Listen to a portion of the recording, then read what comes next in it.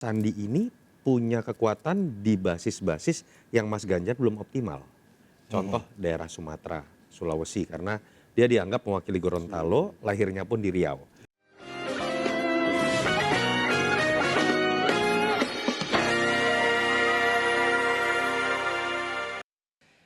Baik pemirsa, masih bersama kita di Konspirasi Prabu. Jadwal pendaftaran Capres-Cawapres semakin dekat.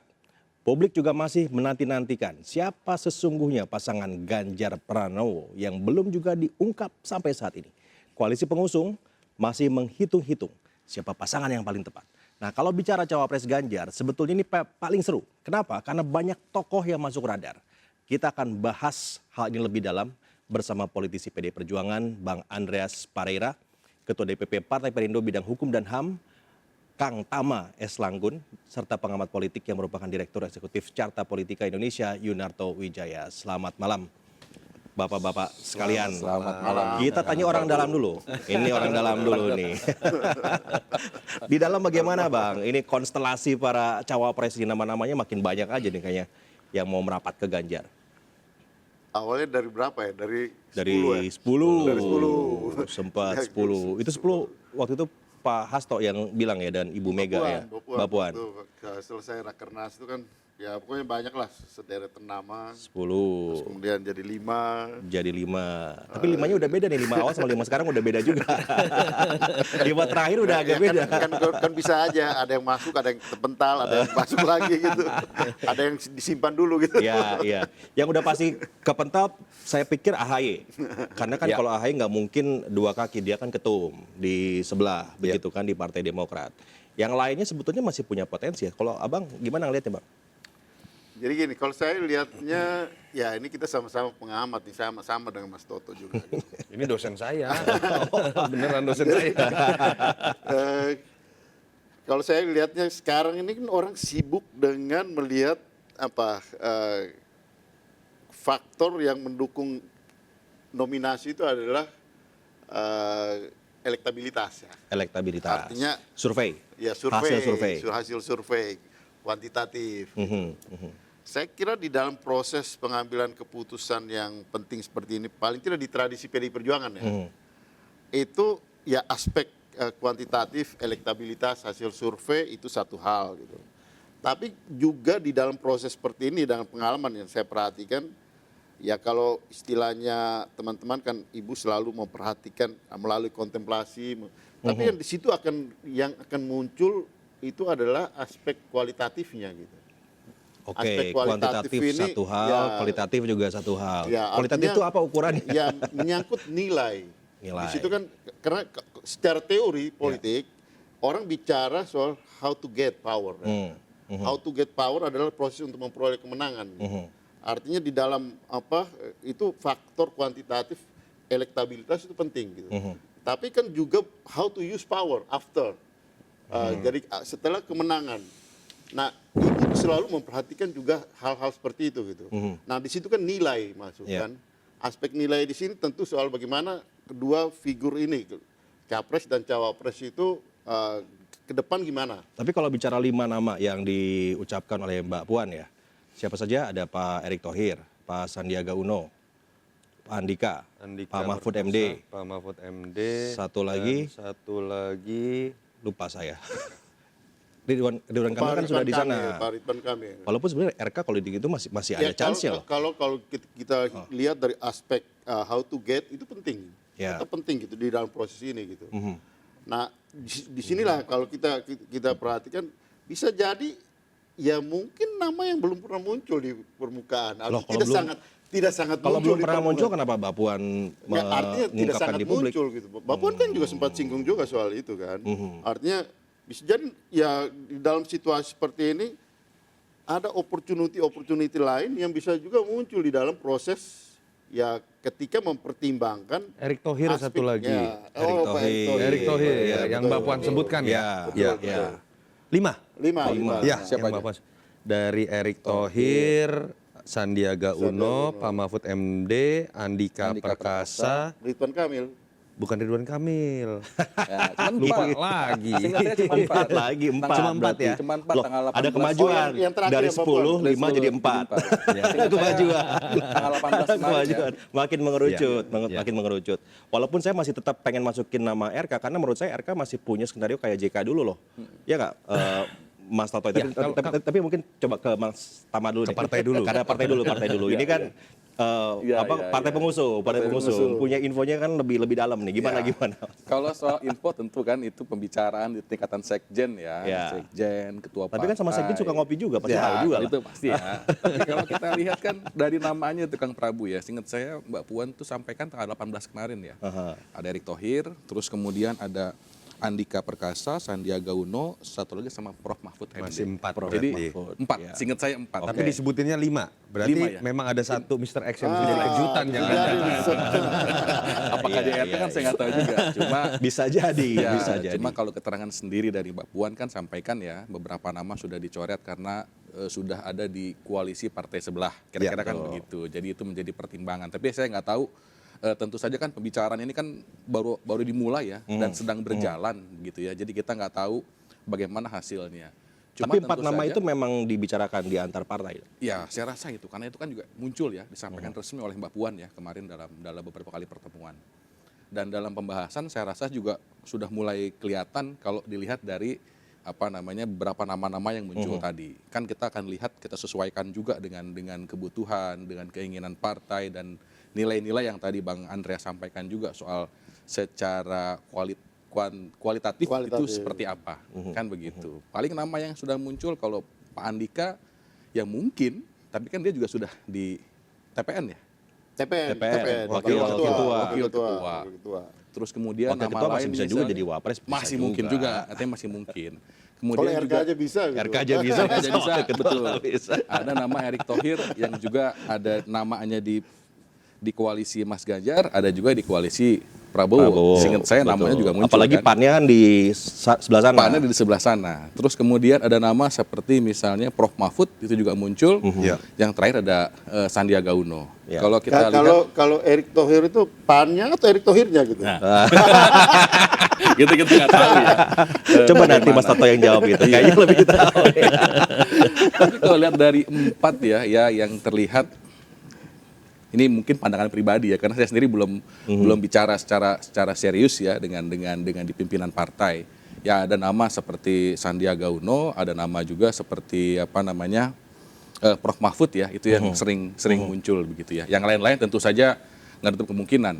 Tapi dari 2 tadi ya dua-duanya juga punya plus minus ya, punya lebihnya, punya kekurangannya dan secara kelebihan tentu saja kalau kita bicara figurnya Prof Mahfud misalnya soal isu anti korupsi, penegakan hukum, ketegasan, politik bersih dan lain-lain tentu itu bisa jadi nilai positif juga di sana.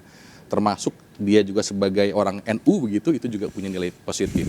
Kemudian dari sisi Pak Sandi juga tentu aja punya nilai lebih juga. Dia kemudian juga sebagai seorang ekonom gitu dan kemudian program-programnya Mas Ganjar yang disampaikan dalam beberapa kali diskusi ada 3 pondasi, 7 kegiatan kan di 7 itu sebagian besar soal Kalau Mas Andi sebetulnya kan lebih mudah kan sudah Sumber di daya. dalam Dari sisi koalisi kepartaian. dari sisi kepartaian Betul. gitu, ya kan Nah, nggak rumit sebenarnya gitu. betul pertimbangan lain juga soal koalisi dia juga sudah ada di dalam koalisi kan. Saya tuh justru malahan berpikirnya kok ada nama Sandi yang sebetulnya secara elektabilitas juga cukup baik ya untuk baik, cawapres. betul. Tapi masih ada nama RK, masih ada nama Erick Thohir, masih ada nama Prof Mahfud. Ini kan artinya ini belum ajak nih. Belum ajak memang. Nah Mas Toto coba gimana Mas? Analisa. Karena begini, kita nggak bisa melihat ini sebagai variabel statis. Artinya kemudian hanya menyandingkan dengan Mas Ganjar secara kuantitatif ketika disurvei misalnya mana yang paling tinggi. Oke. Atau secara kualitatif mana pemikirannya misalnya dianggap nyambung dengan Mas Ganjar. Ini kan variabel dinamis yang akan ditentukan angkanya ini akan menjadi sebuah ledakan atau tidak ketika dipasangin tergantung siapa pasangan lawannya. Nah pasangan lawan yang sudah pasti, ya saya nggak bisa mengatakan pasti sebelum ada janur kuning nggak pasti juga betul. gitu ya. Amin, amin, Tapi yang amin. sudah deklarasi amin, gitu kan. Yang kedua kan yang memang juga masih dalam kebingungan yang sama menurut saya adalah Pak Prabowo. Bahkan kalau kita bicara di survei Bukan pertarungan lebih bingung jangan-jangan. jangan-jangan lebih bingung gitu kan. Karena kecenderungannya kalau dibaca di survei, pertarungan baik itu di putaran pertama atau kemudian harus di putaran kedua, kecenderungannya kan akan lebih mengarah kepada Pak Prabowo melawan Mas Ganjar. Sehingga upaya saling mengintip ini menurut saya sedang terjadi juga. Termasuk itu akan berpengaruh dalam menentukan siapa pasangan yang paling cocok buat Mas Ganjar. Ngintip dulu nih, Pak Prabowo akhirnya ngambil siapa. Pak Prabowo ngintip siapa kan juga nggak gampang. Tadi betul, rumit. Ini lebih rumit, kenapa? Nunggu gugatan MK misalnya. Gitu. Itu variabel yang nggak ada di pasangan lain gitu. MK. Nah itu masih ada ditunggu. masih ada ditunggu. Jadi kalau analogi main kartu, kita tahu lawan kita jago, kartu as itu nggak mau, jangan dibuka di awal, langsung ketahuan gitu kan pamungkasnya di mana.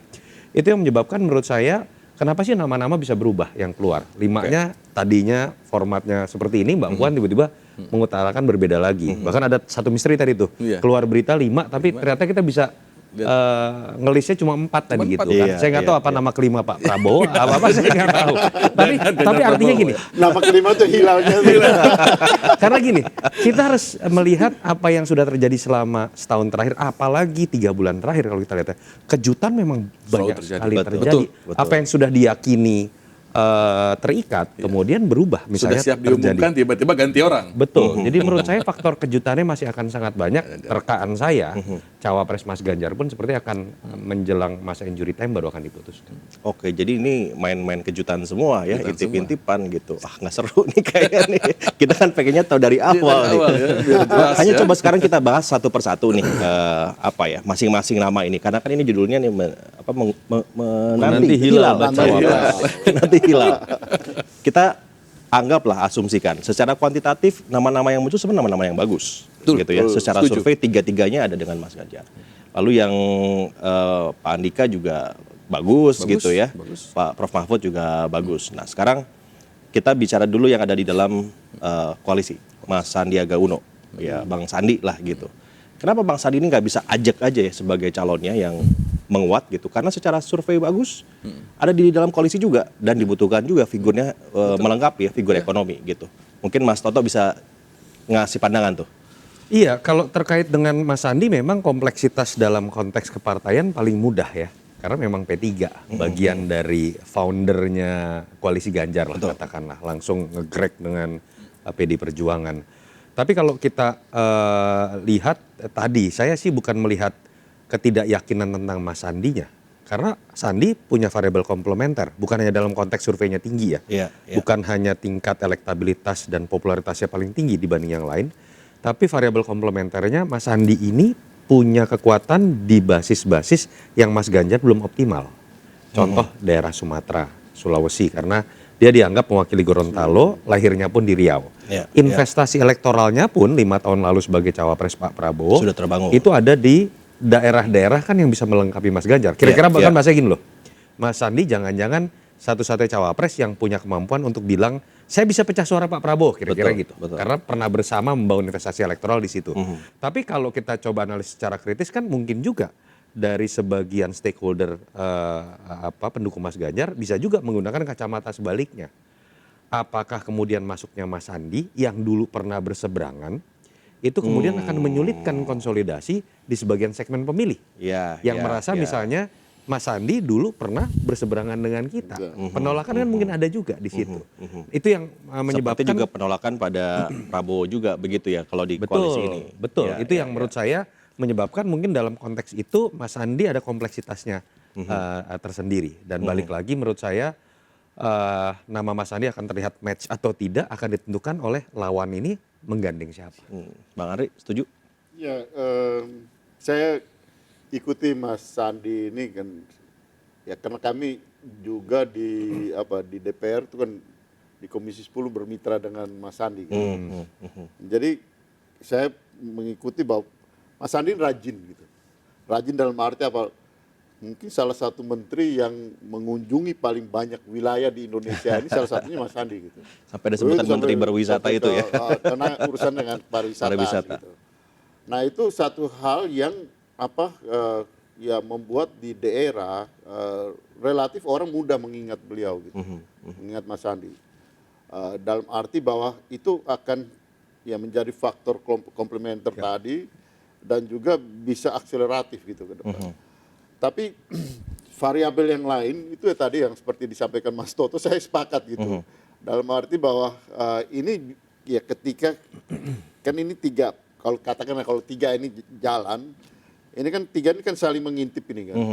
Dan bisa jadi menjadi faktor yang ya mengganjal Mas Ganjar ketika ini dulu perlawan kita gitu. Itu masih ngaruh ya? Masih ada ya? Oh masih ada, Di masih ada. pemilih? Masih ada, Masih itu ada, masih ya? di pemilih-pemilih yang dulu die hard ini itu Yang masih merasa ada. pernah terluka dalam polarisasi itu mungkin membutuhkan waktu lebih lama untuk proses healing. Saya pikir di situ kompleksitas mengenai persepsi pendukung Mas Ganjar itu terjadi. Oke. Kang Tama ada pendapat? Ya kalau saya mungkin menambahkan ya, poinnya kan juga yang saya bilang tadi ada plus ada minus.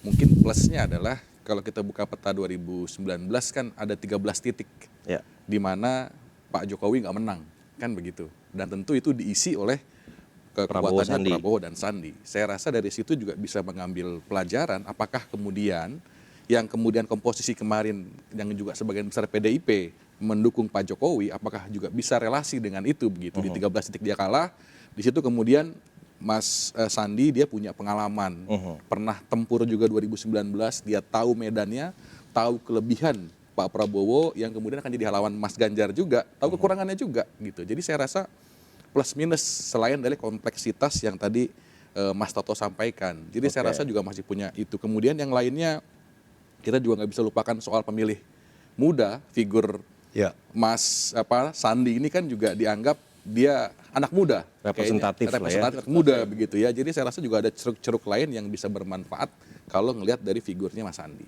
Menarik. Nah yang kedua tuh sebetulnya tentang Ridwan Kamil nih, yang beberapa minggu kebelakang sebetulnya cukup favorable ya di sini kan. Secara hitung-hitungan elektoral sebenarnya ini pas ya, Mas Toto ya. Jawa Tengahnya menang, Jabarnya juga bisa diambil sama Kang Kalau Emil. kita lihat kan dari survei selama ini ya, termasuk kalau kita membaca data historis pun punya korelasi kemiripan dengan apa yang jadi kekuatan Pak Jokowi sekaligus kelemahan Pak Jokowi. Mas Ganjar problemnya sama. Jawa Tengah kuat, Jawa Timur cukup kuat, daerah-daerah minoritas misalnya cukup kuat, tapi Sumatera agak lemah, Kalimantan tidak terlalu optimal, Sulawesi agak lemah, Jawa Barat juga tidak optimal, saya katakan seperti itu. Dan itu suaranya besar sekali, terbesar se-Indonesia. Jadi memang dengan asumsi Jawa Tengah pasti Mas Ganjar kuat, Jawa Timur terbukti walaupun tidak didukung PKB atau organisasi NU secara formal, Mas Ganjar masih nomor 1 dalam survei-survei terakhir. Tetapi kemudian Jawa Barat ternyata mengalami problem yang sama. Nah, Ridwan Kamil memang bisa muncul menjadi variabel komplementer, ditambah Ridwan Kamil tidak punya problem seperti Sandiaga Uno yang tadi kita sebutkan. Tidak pernah dilihat dalam posisi ada benturan yang berseberangan. Sehingga proses konsolidasinya bisa dilakukan dengan mudah. Makanya kalau ditanya dari sisi elektabilitas, simulasi pasangan hampir semua survei paling kuat itu Ridwan Kamil, yang kedua Sandiaga Uno, ketiganya Erick Thohir dengan penjelasan yang berbeda-beda. Gitu. Oke. Tapi secara politis bagaimana mewujudkan seorang Ridwan Kamil masuk ke Ganjar Pranowo ya? Seperti apa tuh hitung-hitungan politiknya ya Bang Andre? Ya, saya ingin menyambung dulu apa yang tadi disampaikan Mas Toto. Artinya variabel kita semua tahu lah, artinya Pak Ridwan Kamil ini gubernur Jawa Barat pemilih terbesar gitu, pemilih terbesar. Saya lebih dari 30 tahun di Jawa Barat dan secara politis juga politik Dosen saya di Bandung ini. secara politik juga sampai sekarang Sampai sekarang saya tinggal di Bandung gitu dan saya paham ada kerinduan dari teman ya saudara-saudara kita di Jawa Barat. Saya bukan orang Jawa Barat tapi saya tinggal ada kerinduan, ada figur dari Jawa Barat. Itu ada di kertas suara gitu kalau ada bisa di kertas ya. suara dan itu sudah sekian lama gitu. Terakhir kan Umar Wirahadi Kusuma. Pak Umar Wirahadi Kusuma. Sudah lama banget. Dan faktor itu saya kira akan mengakselerasi. Kenapa? Di samping Jawa Baratnya, di samping itu ya kita tidak bicara soal apa politik identitas, tapi orang Sunda itu ada di mana-mana juga. Gitu. Kesundaannya itu ya. Orang Sunda itu ada di mana-mana. Iya, Mas Prabu itu orang Sunda. Ada faktor, ya emosi itu juga akan apa? Ya berpengaruh juga gitu. Nah, cuma memang tadi gitu faktor Politiknya. faktor politisnya, artinya yang menjadi minus dalam hal ini tentu. Tapi kan ini pernah terjadi waktu Jokowi JK dulu. Jokowi JK, begitu pula SBY JK. Ya begitu Iya, pun SBY jadi- JK, iya. begitu Jadi SBY polanya JK. mirip Polanya sekali. pernah Dan itu semua terjadi. berkaitan dengan Golkar ya. Betul. Iya, dua-duanya. Dan polanya selalu sama, Golkar selalu kalah dalam pilpres tapi selalu masuk dalam Masuk bagian dalam kekuasaan. Ini selalu terjadi gitu ya. Seharusnya Golkar belajar dari Iya, kemenangan. Tapi mungkin nggak itu terjadi ya? Atau ada skema lain barangkali yang itu ya, breaking newsnya Kak Emil itu misalnya keluar dari Golkar dan pindah ke salah satu partai yang ada di koalisi. Itu masih mungkin nggak ya? Saya rasa mungkin ya, karena kan kalau mendengar dari penjelasannya Mbak Puan ya dalam pernyataan resmi, karena ini soal etika politik juga. Ya mungkin juga secara etika kok tiba-tiba mengusung dari partai lain yang jelas-jelas partai itu ada di seberang gitu ya. Bahkan kita juga ingat dulu PSI mengusulkan Mas Ganjar gitu karena nggak ada izin dulu atau etika politik nggak jalan, kemudian itu nggak jalan secara Karena di PDP lancar. etika politik kayaknya ini Ya, sekali ya. kalau saya juga Sakral sekali ya. pendapat itu. Artinya kalau memang ini ya Golkarnya yang harus belajar dari kemenangan-kemenangan sebelumnya gitu. Kalau mereka mau, dalam arti bahwa itu akan jauh lebih smooth. Perindo lah Kecuali masuk RK, lah. kecuali RK pindah ke Perindo. Perindo lah masuk lah. Ajak kopi dulu dong gitu. Mas Toto, tapi itu memungkinkan ya? Maksudnya kalau dengan skema katakanlah menggunakan 2014 begitu, kira-kira masih works nggak model seperti itu yang sekarang ini? Kalau kita mau telah lebih mendalam, RK bukan ketua umum, baru menjadi kader Golkar pun baru sekali hitungannya. Artinya kalau kita kemudian menganggap ada sesuatu yang luar biasa ketika RK katakanlah harus keluar dari Golkar, pilihan paling ekstrem juga tidak. Jadi ini satu hal yang, kan kalau mau bicara misalnya RK misalnya pun keluar, tapi dalam konteks karena mendapatkan kesempatan untuk mengabdi kepada masyarakat dengan jabatan yang lebih punya otoritas, itu kan juga sebuah fakta politik yang bisa dipertanggungjawabkan ke publik gitu ya. Itu yang menurut saya kalimat Mbak Puan kemarin itu sebenarnya masih bisa ditafsirkan dalam konteks gray area. Mbak Puan itu tidak berbicara mengenai RK-nya.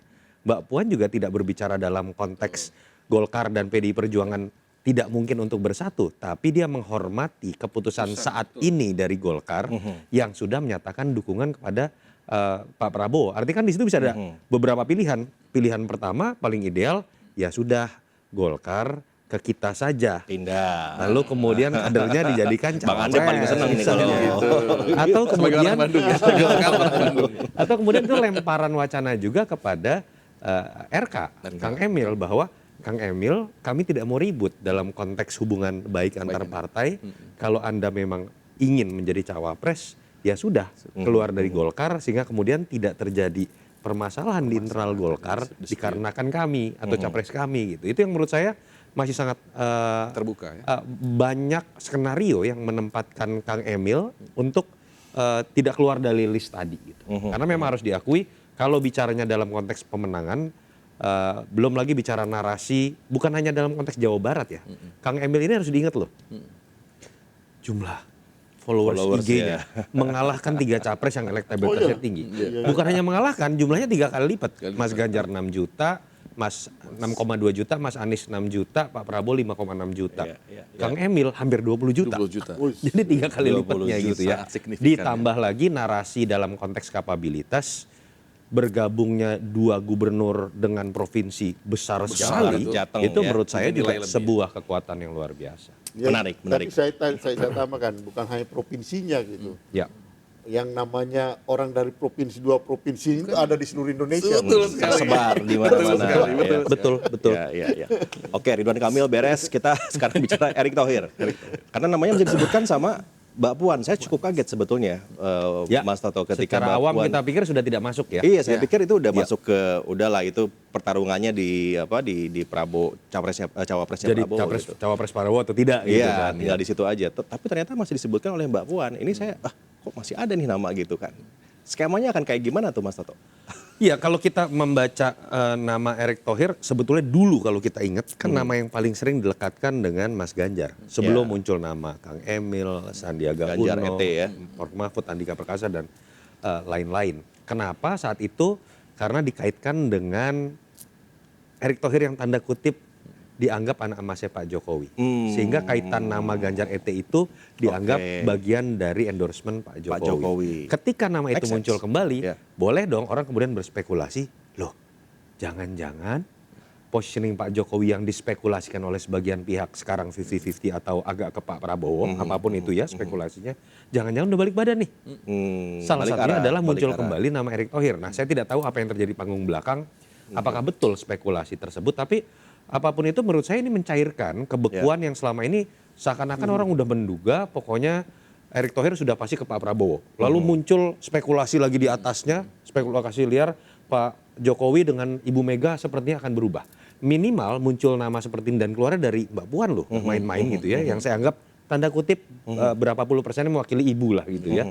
Itu menurut saya menunjukkan bahwa ada sesuatu yang cair di panggung belakang, terutama terkait dengan spekulasi hubungan baik antara Ibu Mega dengan Pak Jokowi. Ya. Secair apa Bang Andri sebetulnya di dalam partai? Kalau itu namanya CLBK dong ya. Bertemu kembali.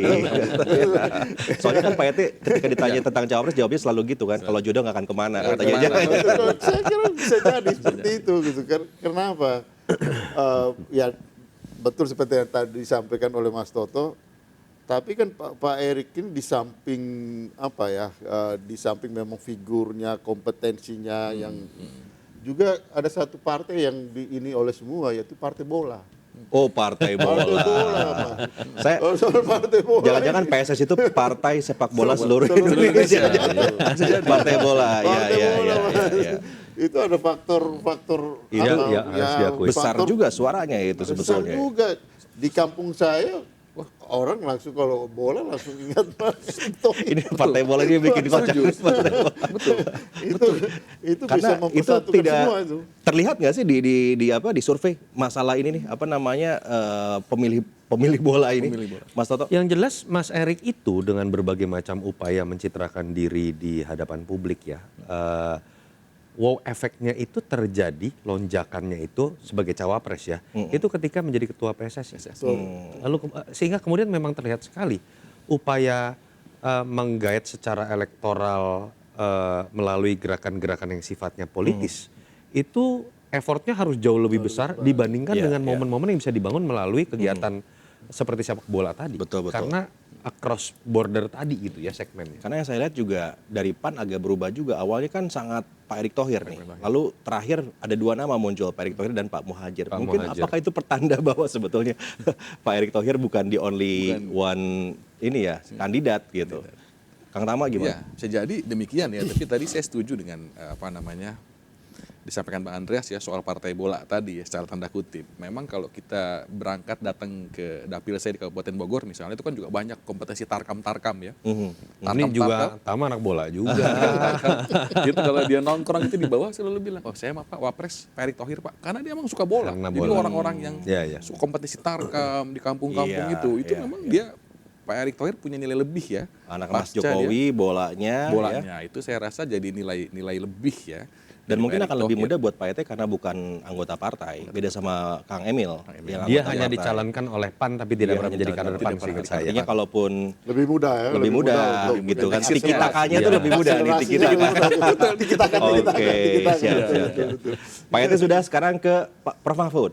Ya, Prof Mahfud. Mungkin dari Bang Andri dulu. Di internal bagaimana